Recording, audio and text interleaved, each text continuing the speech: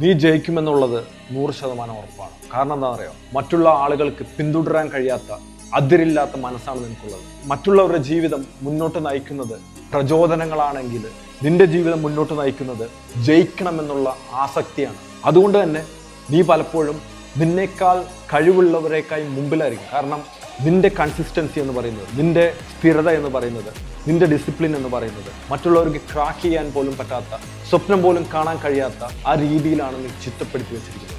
നീ ഒരിക്കലും അടങ്ങി ഒതുങ്ങി ജീവിക്കാൻ തയ്യാറല്ല. കാരണം നിന്റെ ലക്ഷ്യം എന്ന് പറയുന്നത് ജയം മാത്രമാണ്. ആ ജയത്തിലെത്താതെ ഒരിക്കലും നീ അടങ്ങാൻ പോകുന്നില്ല. നീ ഫുൾ ടൈം വർക്ക് ചെയ്യണം, നീ നന്നായിട്ട് ചിന്തിക്കണം, നീ കൂടുതൽ വായിക്കണം, നീ കൂടുതൽ ഒബ്സർവ് ചെയ്യണം, കറക്റ്റ് ഡിസിപ്ലിനിലൂടെ നീ മുന്നോട്ട് പോകണം. മറ്റുള്ള ആളുകൾ പലപ്പോഴും റെസ്റ്റ് എടുക്കുമ്പോൾ നീ ഇതെല്ലാം ചെയ്തുകൊണ്ടിരിക്കുകയാണ്. പലപ്പോഴും അങ്ങനെ ഒരു മൈൻഡ് സെറ്റ് നിനക്കുണ്ടെങ്കിൽ ഒരു 3-4 കൊല്ലം കൊണ്ട് നീ ഈ പറയുന്ന വ്യക്തികളുടെ എല്ലാം മുമ്പിൽ കയറും. കഴിവുകൾ മാത്രമല്ല ഒരു വ്യക്തിയെ ജയത്തിനോട് അടുപ്പിക്കുന്നത്.